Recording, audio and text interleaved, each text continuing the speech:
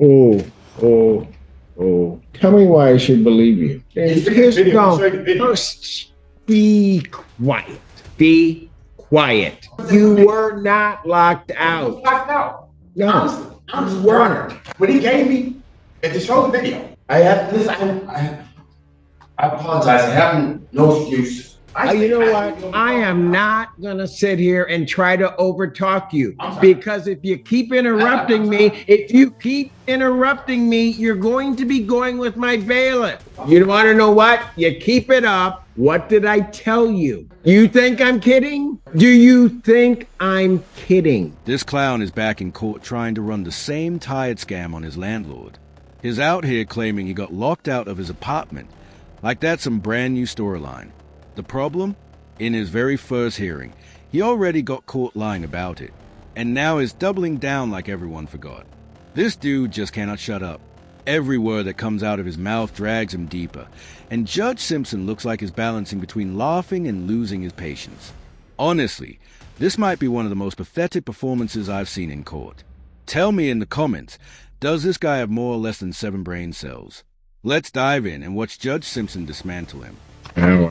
Go ahead. What do you want to say? Last time I was here, Your Honor, I was scared, and I lied to you.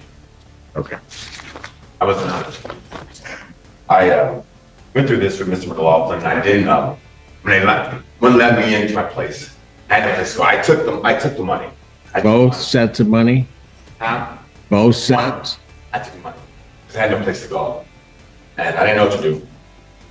And I had medications, and I was out on the street having no family and friends. And he kept pressuring me to move out so that someone else would move in. And he kept sending me emails and texts that my security deposit was going down. I really didn't know what to do. And being not able to get back to my place where my stuff is, I was scared. I truly was. And I didn't want to admit that I was afraid or nothing like that. You know, 'cause I thought it made me seem like I'm weak or something like that. I found out that makes me seem like I'm weak by not being honest. And I apologize. Please forgive me. So you voluntarily surrendered the apartment? No, I didn't surrender the apartment. No, I couldn't get back in. They had already locked the doors. I couldn't get in. They're standing there. I couldn't get in. So what are you claiming you lied about? I accepted the $400. Which $400? There's only one. Well, no.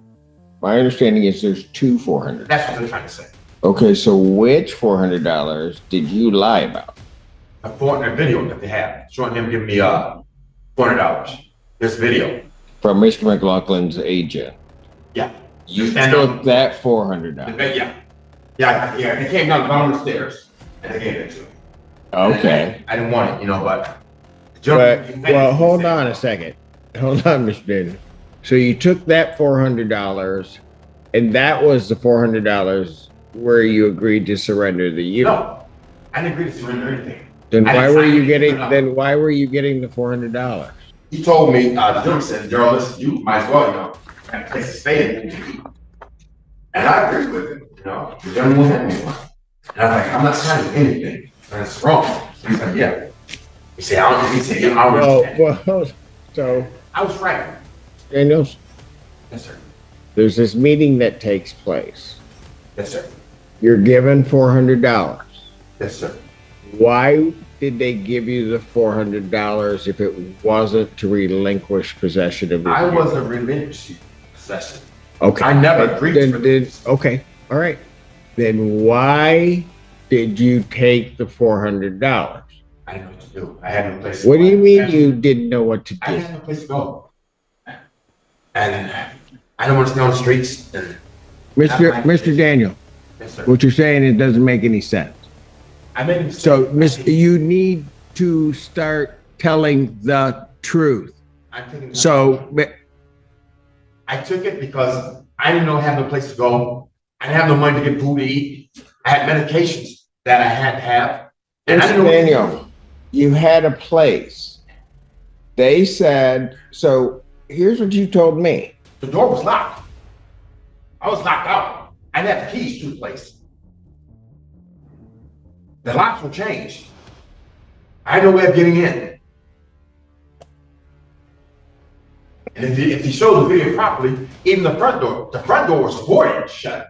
It was X cross with wood. I couldn't get in. The locks were changing, all that. I come around to the back, and there they are standing at the back door. And I'm like, listen, let me in. And they're like, no. And I, you know, it's like, I panicked, I was scared, you know, and it's like, no excuse. I do a lot of mental illnesses, mental things, and I thought that they all coming at me anyway. They had broken into my home while staying there, and the tenants that stayed there, I told Mr. McLaughlin, he's like, so what you want me to do? And I was afraid, honestly. But I was afraid that I was afraid that I would react in a way that I wasn't supposed to. I didn't know what to do, honestly. I didn't. Truthfully, I didn't know what to do.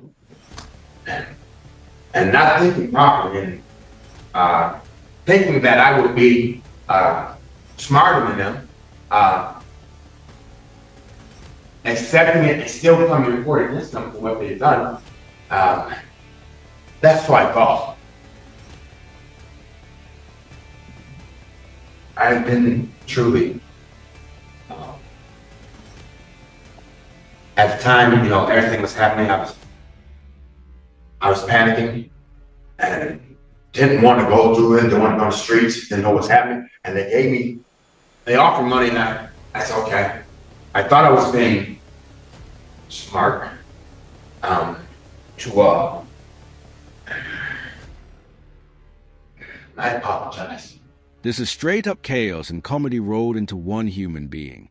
His rambling nonstop, apologizing for lying while telling another lie in the same breath, then apologizing for interrupting while interrupting. It's like he doesn't even realize he's self-destructing in real time. Meanwhile, Judge Simpson just sits there, stone-faced, waiting for him to run out of steam. You can almost see the judge thinking about what he's going to eat for lunch while this guy keeps glitching out. And honestly, that's what it feels like watching him, like a busted video game NPC on a loop. He keeps talking in circles, saying the same nonsense over and over, and somehow thinks it convincing. Let me know in the comments, have you ever seen someone ramble this hard in court? Because this guy might take the crown. I didn't know what I was doing. I was very scared. Thought I was trying to be able to come here and tell what they were doing to me that was wrong. Because I was already locked out. The locks were already changed. I thought I was smart. I did. I apologize. Mr. Daniels, what do you want me to do now that it's been determined, well, you've admitted that you lied? I was already, as I stated, the locks had already been changed. I was locked out. I wanted to be treated fairly, done right, but I conducted myself like they did. Well, that's interesting. You want to be treated fairly because I treated myself like it. Well, quite frankly, this isn't about you because you came here on the date the hearing was set. Mr. McLaughlin was not here. You told me they had locked you out, yes, that you could not get back in your yes, premises, yes, and all of that, right? yes, That basically he had resorted to self-help. yes. What that led the court to do was to then set, but now I understand why Mr. McLaughlin wasn't here because you had surrendered the apartment. No, the doors were already locked. The locks were already changed. The locks were already changed. So then I show cause Mr. McLaughlin to come in. He files an answer. He files a response. Yeah. We are back here. You go and get legal services. Yes. Mr. Henry appears. Yes. And at that hearing, you continued to maintain that you were locked out. Yes. Yes. And specifically told me that you didn't take the $400. I lied. I know. We get that you lied. But that you didn't take the $400, that they locked you out, that then there wasn't this period in time afterwards. Yes. You got community mental health because of that to put you up. Yes. So other monies got paid on your behalf. Yes. They did change the locks on the door, Your Honor. I couldn't get in. The locks were changed. I couldn't get in. Tell me why I should believe you. Truly, Your Honor.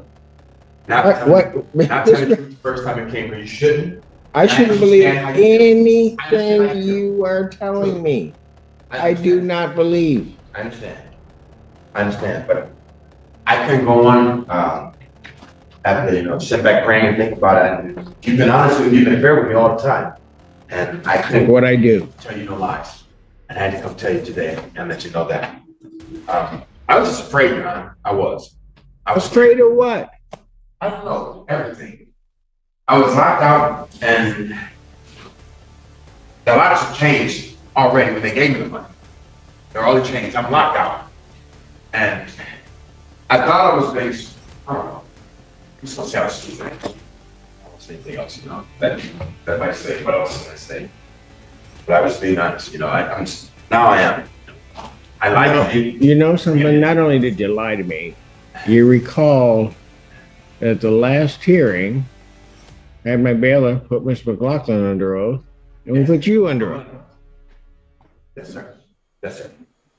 Mr. McLaughlin maintained the same story that he basically had put in his written communication and what he had said. He didn't have everything with him. He said he had a video and wanted to make sure that he could bring it next week. Mr. McLaughlin have not been honest. Oh.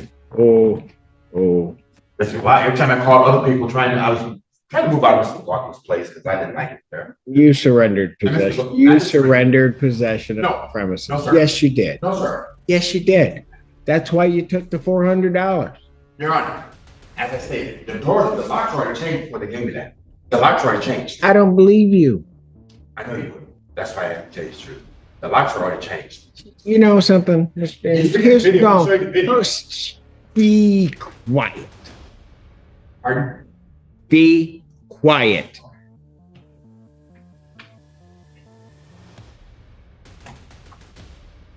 You lied to this court when you came here, caused me to file an order to show cause, got Mr. McLaughlin in. Mr. McLaughlin had to file an answer to it, find all of that information, do all of that. You go to legal services, they in good faith, Mr. Henry decides to represent you because you're saying that you've been locked out of the premises. We get here, for the second time that you've been here, Mr. McLaughlin was only here the one time, but we all get here, put you under oath, you give me your story, the story you give me, you lied. Now, in that same time, you are also lying to Community Mental Health, who is paying to put you up as though you had been locked out. You were not locked out. Locked out. No. Honestly, Your Honor, when he gave me, if you show the video, I go up the stairs. I'm beating on the door to get in. And I said to the gentleman, now they give me $400. The locks are already changed. If that were the truth, yeah, then why wouldn't you have told me that you got the $400? Now, look at his attorney. The man doesn't even need to speak. His face says it all. Embarrassment, regret, pure secondhand shame. And here's the kicker. This attorney actually filed to withdraw from the case, which means is basically just stuck sitting there, forced to watch his client self-destruct in real time. The lies are so bad you can literally see the sweat dripping. Maybe that's why he's got that towel with him. Like, bro, when you're bringing props into court, it's already over. And the repetition? Out of control. He just keeps looping the same story, like hitting the repeat button on a broken radio. Here's the reality. He moved out. He pocketed the $400, probably more than once, and then decided to flip the script and claim he was locked out. But newsflash, court isn't a hustle. You don't get a paycheck every time you show up. All he's really done is waste the court's time and torch whatever credibility he had left. Watching him refuse to just take the L is both painful and low-key hilarious. It's a shame that I took it, because I had a place to go. Why would you? I apologize. I have no excuse. I have no excuse. Your story just keeps changing. Your story keeps changing. I was hungry when I was here, and I had medication stuff that I didn't have, and I had no place to go. I had no family friends. That's what I'm saying. I had no place to go. As he shows the video, the door's already locked. The locks already changed. They've already changed the locks. The locks have already changed. And I told him to come down and give me $400. The locks were already changed on the door. I couldn't get in. Good. You tell me everything you want to tell me. That's all. Because I don't want you to ever say I didn't give you a chance to tell me. I told you everything. The locks were already changed on the door. When he came down, he gave me the $400, sir. And I don't believe And you. I took it. And I don't believe you. I think that what happened here is you took the $400, voluntarily moved, which also then makes sense with what Mr. McLaughlin was saying and what he has in writing, that he agreed. You know what? I am not going to sit here and try to overtalk you, because if you keep interrupting me, you're going to be going with my bailiff. Am I clear? Yes, sir.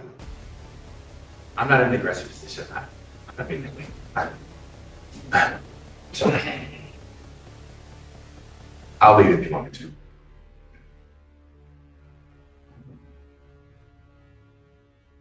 Sorry. The reason you took the $400 is because you voluntarily surrendered the premises. That's what the court's going to find, that you did that. And that the court also believes that you took the additional $400 that was later on given to you. It all makes sense. That's why Mr. McLaughlin said, I will keep, and it's in writing in a text, that he would allow your property to stay there for a month. And then he gave you more money. And you're just taking money and then coming to court, causing everybody all kinds of problems. I know how to do it. Oh, no, you don't even have any idea. I took once. Sorry. You keep interrupting me, so I'm done. I didn't mean to apologize. I find that there was no lockout. I also find that he voluntarily surrendered the premises. Mr. Henry, I know this is embarrassing for you because you came here representing your client, believing that all of this had happened. I find you, and have found you, always to be an honorable attorney and always put good faith arguments. And you properly did the right thing once you determined your client was an absolute liar. And that is, you filed your motion to withdraw. So prior to entering what I'm entering, I'm going to grant your motion to withdraw, find that it's surrendered. This case is dismissed, but you are entitled to possession of the premises. Oh, yeah. It's yours. He gave it up. You want to know what? You keep it up. What did I tell you? You think I'm kidding? Do you think I'm kidding? Then I'd suggest what you do is you turn around and you walk out. And don't say another word to me, because if you say another word to me, you're going to go with Officer Mahalik. Have a great day. If you felt your IQ dropping while watching this, trust me, you're not alone. This whole case was a circus act from start to finish. He honestly thought he could trick the system into handing him $400 every time he cried lockout. Instead, all he did was turn himself into a walking joke. The landlord, on the other hand, gets to finally move forward, rent the place, and stop entertaining this nonsense. Good for him. Honestly, I wouldn't have been mad if Judge Simpson slapped a contempt charge on this guy just for wasting everyone's time. The man spent the entire hearing repeating the same 4 lines like a broken record. Painful? Yes. Funny? Absolutely. He was stressing so hard trying to make us believe pure nonsense that it almost turned into stand-up comedy. But seriously, did anyone else count how many times he said, "They changed the locks"? Because I swear it had to be 20 times at minimum. Drop your guesses below. And hey, thanks for watching. If you enjoyed this breakdown, make sure to like and subscribe. It helps us keep bringing you wild cases like this.